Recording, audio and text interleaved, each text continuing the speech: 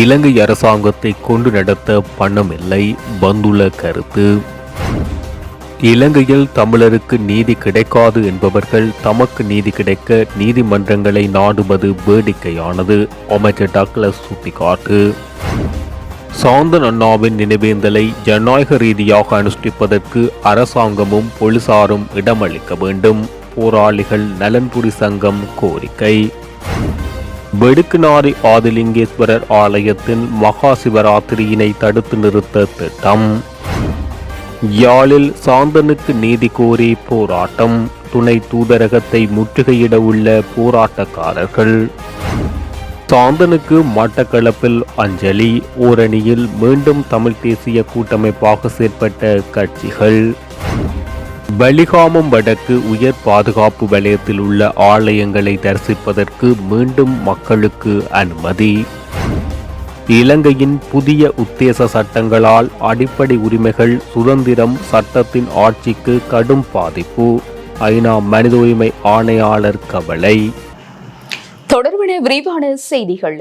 அரசாங்கத்தை கொண்டு நடத்த போதிய அளவு பணம் இல்லை என போக்குவரத்து பெருந்தெருக்கள் மற்றும் ஊடகத்துறை அமைச்சர் கலாநிதி பந்துல குணவர்த்தன தெரிவித்துள்ளார்.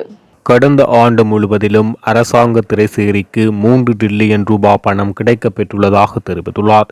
இவற்றில் 2 டில்லியன் ரூபாய் அரசாங்க கடன் செலுத்துகைகளுக்காக செலவிடப்பட்டுள்ளது என அவர் குறிப்பிட்டுள்ளார். நாட்டுக்குள் பெற்றுக்கொள்ளப்பட்ட கடன்களுக்காக வட்டியாக 2 டில்லியன் ரூபாய் செலுத்த நேரிட்டுள்ளதாக தெரிவித்துள்ளார். எனவே செலவுகளை மேற்கொள்வதற்கு கடன் பெற்றுக்கொள்ள நேரிட்டுள்ளதாக அவர் சுட்டிக்காட்டியுள்ளார்.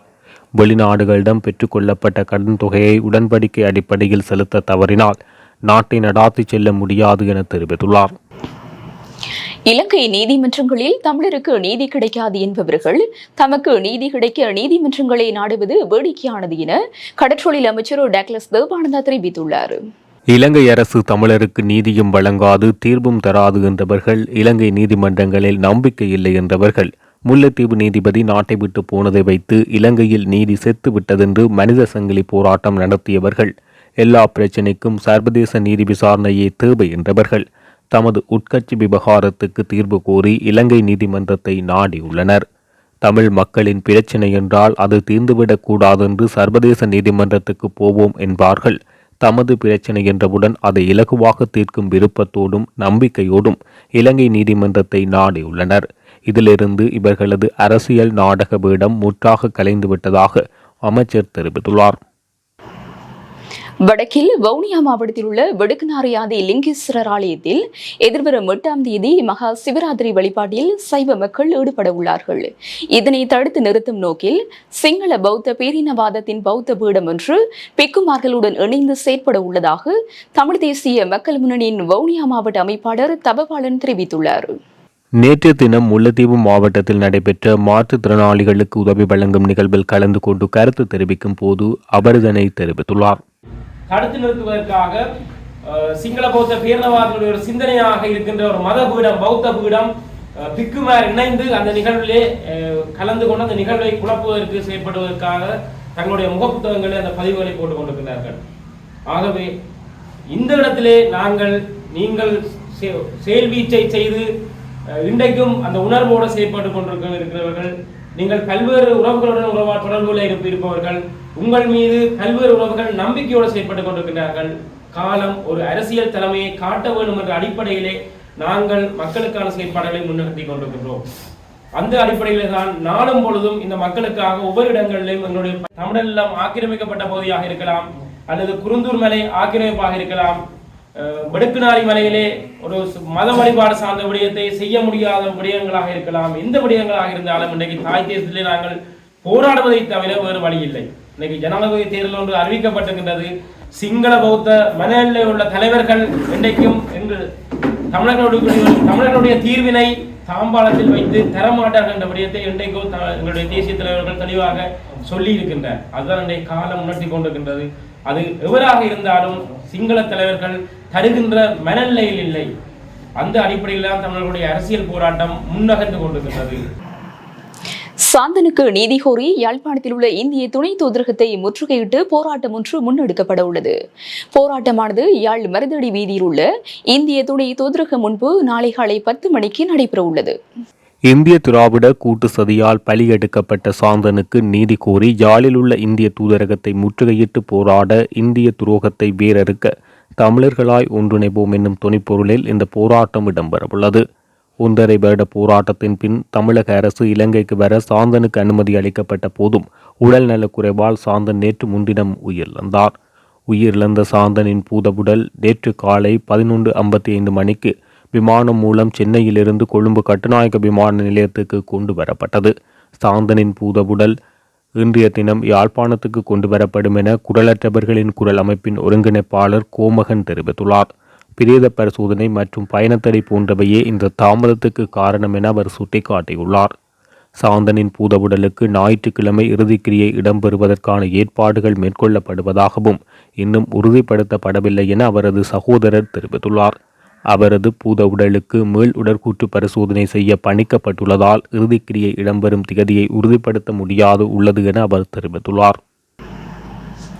இலங்கையைச் சேர்ந்தவர்களை இந்திய நீதிமன்றம் விடுதலை செய்த பின்னரும் சிறப்பு முகாமிலும் சித்திரவதை முகாமுக்குள் அடைத்து வைத்திருப்பதை இலங்கை அரசும் அறிந்திருந்தும் அறியாதது போல் சாந்தனின் உயிரிழப்பிற்கு உடந்தையாக இருந்தது என சமூக நீதிக்கான செயற்பாட்டாளரும் அரசியல் கைதிகளை விடுதலை செய்வதற்கான தேசிய அமைப்பின் இணைப்பாளருமான அருட்தந்தை மா சக்திவேல் தெரிவித்துள்ளார். ராஜீவ்காந்தி கொலை வழக்கில் குற்றவாளிகள் ஆக்கப்பட்டு சிறைவாழ்வை அனுபவித்தவர்களை இந்திய உச்சநீதிமன்றம் விடுவித்த போதும் அவர்களின் சுதந்திரத்தை பறித்த இந்திய மத்திய மற்றும் தமிழக மாநில அரசுகள் தமது அரசியல் பன்மத்தை தீர்த்து கொள்வதற்காக மீண்டும் அவர்களை சிறப்பு முகாம் என்னும் சித்திரவதை முகாமுக்குள் அடைத்து வைத்தது. குறிப்பாக சாந்தன் தான் நேசித்த தாய் நிலத்தை காண வேண்டும் என்னும் எதிர்பார்ப்பையும் அவர் தாய் மற்றும் சகோதர உறவுகள் மீது வைத்திருந்த அவரின் அன்பு பாசத்தையும் மகனை காண வேண்டும் அரவணைக்க வேண்டும் என்னும் தாயின் அன்பு பாச உணர்வுகளையும் ஒருங்கே கொலை செய்துள்ளன. இதனை இந்தியாவின் தர்ம சக்கரமும் காந்திய கொள்கையும் எந்த வகையில் அங்கீகரிக்கப் போகின்றன? இந்திய மத்திய மற்றும் தமிழக மாநில அரசுகளின் பன்மை கொலையினை அரசியல் கைதிகள் விடுதலை செய்வதற்கான தேசிய அமைப்பு வன்மையாக கண்டிப்பதோடு சிறப்பு முகாம் என்னும் சித்திரவதை முகாமிலிருந்து ஏனையவர்களையும் உடனடியாக விடுவித்து தனது தார்மீக நீதி கடமையை நிறைவேற்ற வேண்டும் என்பதோடு சாந்தனின் தாய் மற்றும் உறவுகளோடு துயர் பகிர்ந்து அரசியல் களப்போராளி சாந்தனுக்கு வீர வணக்கத்தை தெரிவிப்பதாக குறிப்பிட்டுள்ளது. இலங்கையை சேர்ந்தவர்களை இந்திய நீதிமன்றம் விடுதலை செய்த பின்னரும் சிறப்பு முகாம் என்னும் சித்திரவதை முகாமுக்குள் அடைத்து வைத்திருப்பதை இலங்கை அரசு அறிந்திருந்தும் அறியாதது போல் சாந்தனின் உயிரிழப்புக்கு உடந்தையாக இருந்தது என தெரிவிக்கப்பட்டுள்ளது. ராஜீவ்காந்தி கொலை வழக்கில் கைதாகி 33 வருடங்களின் பின்னர் விடுதலை செய்யப்பட்டு நேற்று முன்தினம் உயிரிழந்த சாந்தனுக்கு மட்டக்களப்பில் அஞ்சலி செலுத்தப்பட்டுள்ளது. மட்டக்களப்பு தந்தை செல்வா வளாகத்தில் நேற்று பிற்பகல் 5 மணியளவில் இடம்பெற்றது. இதன்போது மரணமடைந்த சாந்தனின் திருவுருவப் படத்துக்கு மலர் மாலை அணிவித்து ஈகை சுடர் ஏற்றப்பட்டதுடன் சாந்தன் குறித்த அஞ்சலி உரையும் நிகழ்த்தப்பட்டது. மட்டக்களப்பு மாவட்டத்தில் நடைபெற்ற சாந்தனின் அஞ்சலி நிகழ்வில் மீண்டும் தமிழ் தேசிய கூட்டமைப்பாக இணைந்து தெலோ தமிழரசு கட்சியினர் இணைந்து செயற்பட்டமை குறிப்பிடத்தக்கது. குறித்த நிகழ்வில் தமிழரசு கட்சியின் முன்னாள் பாராளுமன்ற உறுப்பினர்கள், டெலோவின் முக்கிய உறுப்பினர்கள், சிவில் சமூக பிரதிநிதிகள் என பலரும் கலந்து கொண்டனர். வலிகாமம் வடக்கு உயர் பாதுகாப்பு வலயத்தில் உள்ள ஆலயங்களை தரிசிப்பதற்கு பொதுமக்களுக்கு இராணுவ பாதுகாப்பு தலைமையத்தினால் அனுமதி வழங்கப்பட்டுள்ளது.